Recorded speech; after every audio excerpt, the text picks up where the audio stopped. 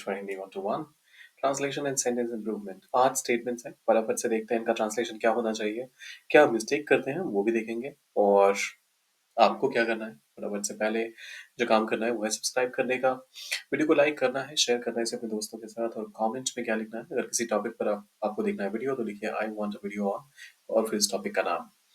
और वैसे एक टास्क भी आने वाला है आपकी तरफ, तो उसका भी आंसर आपने कमेंट में जरूर लिखना है। ये चारों चीजें आपके लिए फ्री है, लेकिन हम जैसे नए ट्रेडर्स को करते हैं काफी इनकरेज करते हैं। शुरुआत, उसने हमेशा अपने माता पिता की आज्ञा मानी। तो देखिए, उसने के लिए तो हम ही का इस्तेमाल कर लेंगे, उसमें कोई चैलेंज नहीं है और ये आप सब लोग करेक्ट करेंगे भी। सो ही, हमेशा, ऑलवेज, क्योंकि ये एडवर्ब है, ऑलवेज एक एडवर्ब है, तो बहुत सारे लोग बोलेंगे ही के बाद पहले ऑलवेज लगा दो, कोई दिक्कत नहीं, आप ये भी कर सकते हैं। आज्ञा मानने के लिए आप ओबे का इस्तेमाल करते हैं और पास में ये ओबेड हो जाता है अपने माता पिता की। So he always obeyed to his mother.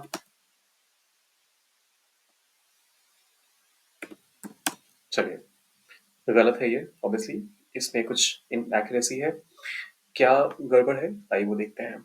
सबसे पहली चीज, माता पिता जब भी आप हिंदी में लिखते हैं तो फिर तो मदर फादर लगता है आपको सुनने में, माँ बाप एक साथ आप बोल देते हैं, लेकिन आप कभी भी इंग्लिश में मदर फादर एक साथ नहीं लिखते। या तो आप पेरेंट्स लिखते हैं या फिर अगर मान लीजिए सिर्फ माता की बात हो रही है तो सिर्फ मदर और फिर सिर्फ पिता की बात हो रही है तो सिर्फ फादर। So he always obeyed to his parents. तो एक तो ये हो गया। दूसरा, ऑबे अपने साथ कोई प्रपोजिशन अलग से नहीं लेता, तो जिस भी चीज से चीज को मानने की बात हो रही हो, जिस भी चीज के को फॉलो करने की बात हो रही हो, वो सीधा सीधा उसके बाद आप लिख दीजिए। सो यहाँ पर सीधा आपने क्या लिखना है, he always obeyed his parents. He always obeyed his parents. मुझे विश्वास है कि वह सच बोल रहा है। मुझे विश्वास है, आई एम बिलीविंग दैट वह सच बोल रहा है, ही इज स्पीकिंग, वह बोल रहा है, ही is speaking such the truth. I am believing that he is speaking the truth. हालांकि इसमें दो गड़बड़ करते हैं लोग, एक तो मैंने पहले ही करेक्ट लिख दिया है। ये जो द है इसको कई बार लोग मिस्टेक से हटा देते हैं, ऑमिट कर देते हैं, लेकिन ऐसा नहीं करना है आपने। आपको ध्यान रखना है कि सच हमेशा एक ही होता है और इसी वजह से आप, अरे आप इसी वजह से आप द को यहाँ से ऑमिट नहीं कर सकते। ट्रूथ के साथ हमेशा द का इस्तेमाल जरूर कीजिएगा। दूसरी चीज है आई एम बिलीविंग, ये मैंने पहले भी कई वीडियोस में कवर किया हुआ है। बिलीव एक स्टेटिव वर्ब है जिसका आईएनजी फॉर्म नहीं होता है, तो इसके साथ आपको सिर्फ इसका जो प्रेजेंट प्लूरल फॉर्म होता है वो इस्तेमाल करना है, क्योंकि हमारा सब्जेक्ट प्लूरल वाला है। So I believe that he is speaking the truth, या फिर आप अगर चाहें सो आप ये भी कह सकते हैं I believe he is telling the truth. तो दोनों ही सही। दैट को आप ऑमिट कर सकते हैं आप चाहें तो, I believe he is telling the truth, ये भी सही है। ये हो गया दूसरा स्टेटमेंट। उसने अपनी मंजिल पर पहुंचने से पहले रास्ता, मतलब वो मंजिल पे पहुंचने से पहले रास्ता भटक गया, ये कहने की कोशिश की जा रही है। तो आइए इसको भी करते हैं ट्रांसलेट। ही लॉस्ट हिज वे, वह रास्ता भटक गया। कहाँ पे, मंजिल पे पहुंचने से पहले, बिफोर रीचिंग, अपने मंजिल पे पहुंचने से पहले, before reaching to his destination. तो he lost his way before reaching his destination.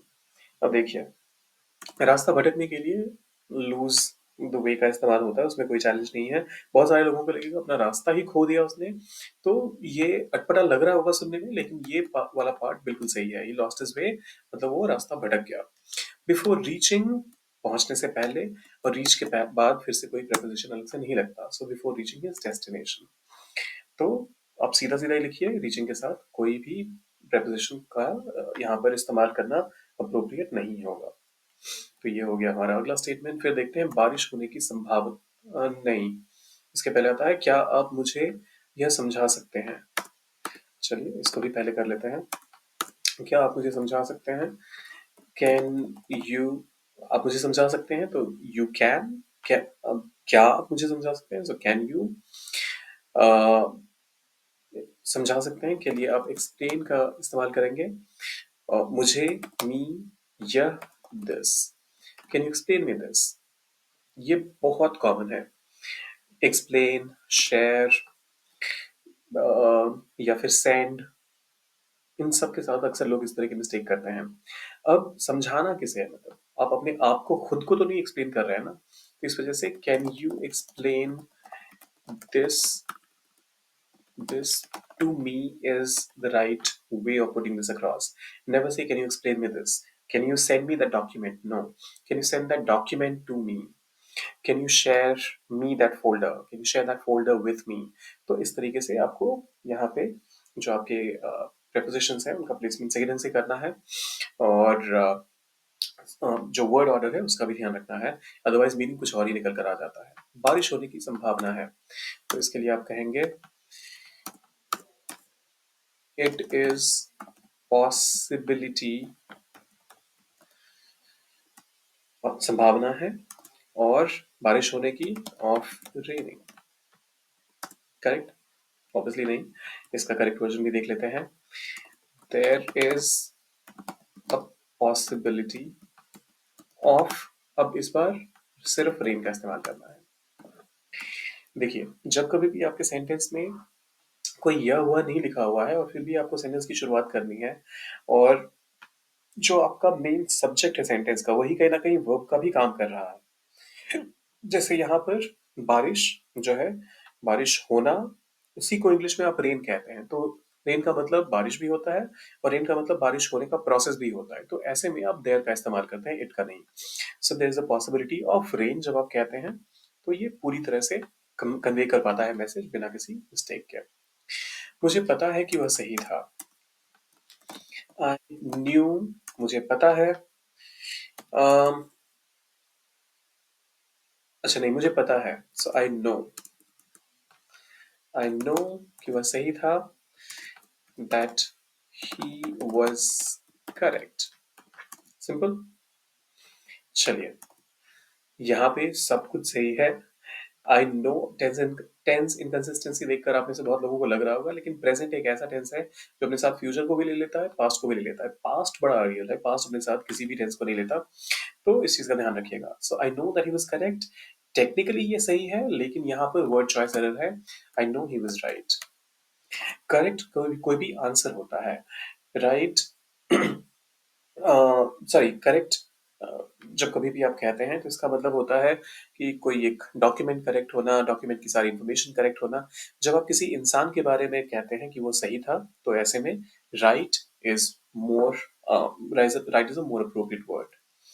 फिर आता है जब मैं वहां पहुंचा, या फिर जब मैं पहुंचा तो वे पहले ही जा चुके थे, तो इसके लिए आप कहेंगे when I reached to that place। अच्छा, जब मैं पहुंचा, when I reached, सिंपल है, तो वे पहले ही जा चुके थे। they were already gone। when I reached they were already gone, या फिर when I arrived they were already gone। ये बहुत कॉमन एरर है, प्लीज इसका भी ध्यान रखिएगा।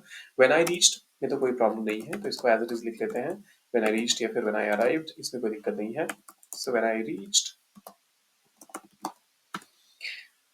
कॉमा, अब देखिए they were already gone, ये मतलब उनको धक्का देकर नहीं निकाला गया था, तो ऐसे में they had already gone, क्योंकि पास्ट परफेक्ट का इस्तेमाल होगा, ये ज्यादा अप्रोप्रिएट है। वह हर दिन सुबह जल्दी उठती है, वह के लिए यहाँ पर शी का इस्तेमाल होगा, हमें पता है जेंडर का यहाँ पे, सो शी उठती है, wakes up। अब देखिए wakes up में तो कोई चैलेंज नहीं है, कैपिटलाइजेशन एरर था तो उसको मैंने कर दिया है करेक्ट।